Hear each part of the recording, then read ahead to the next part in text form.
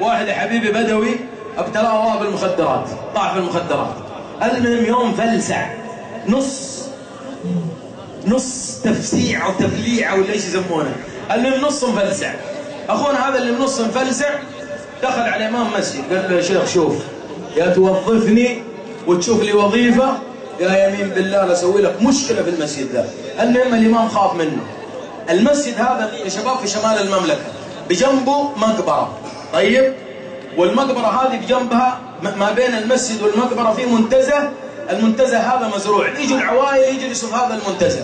المهم قال تدري خليني اوظف ويطرد مين؟ يطرد الشباب اللي يجون في الليل هنا حقين الاغاني وحقين المنكر ويقعدوا في هذا المكان. المهم أذى الشباب وما خلى المكان يجلس فيه إلا عوائل. الشباب يبغوا يتخلصوا منه ينفكوا منه كيف؟ ما لقيوا حل إلا إنهم ينطوا المقبرة. يوم نطوا المقبرة فسخوا ملابسهم وبقوا بالسروال الصغير، وأخذوا موية وطين وبدوا إيش؟ يمسحوا في جسمهم بالموية والطين، وقالوا نسوي نفسنا إيش؟ إننا إيش؟ أموات. بكذا بإذن الله الآدم يفقع من هنا والعدي.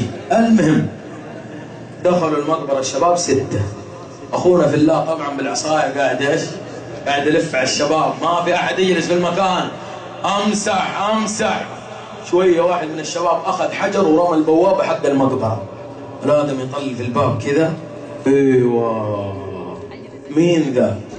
راح يا حبيبي دخل عنده غرفة، عنده عصاية منقع جدة بزيت، تمام؟ يبغى يلسع مين؟ يبغى يلسع الأموات يا حبيبي. المهم فتح باب المقبرة اللي قدامه 6 من الشباب.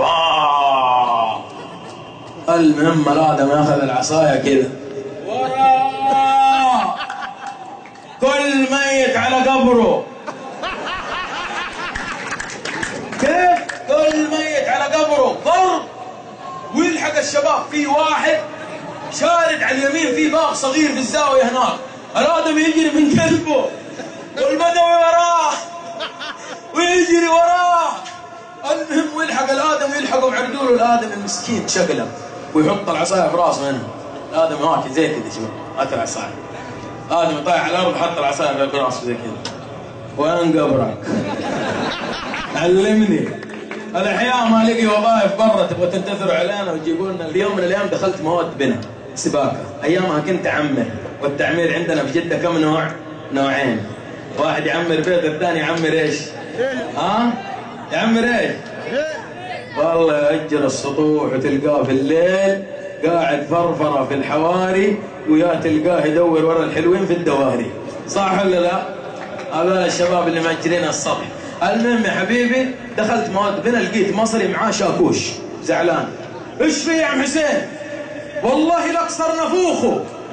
قلت نفوخ مين؟ قال نفوخ السوداني ده. السوداني طبعا مروق وجالس على كرسي وفي يده زراديه.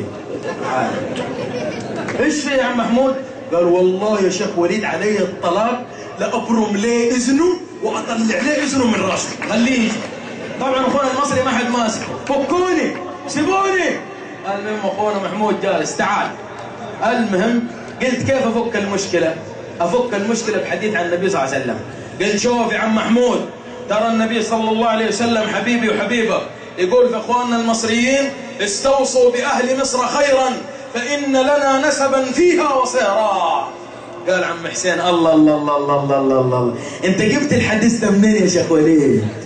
قلت هذا حديث عن النبي صلى الله عليه وسلم. قال والله ده اعظم حديث عنه النبي. المهم جلست كذا قال وحياة رب الكعبه يا شيخ وليد تقول الحديث ده في خطبه الجمعه عشان اخواننا السعوديين يعرفوا الحديث. قلت ابشر بس فكنا شرك. يوم طلع قال لي السوداني تعال يا شيخ. قلت نعم. قال ما عندك حديث عن السوادنا كده ولا كده؟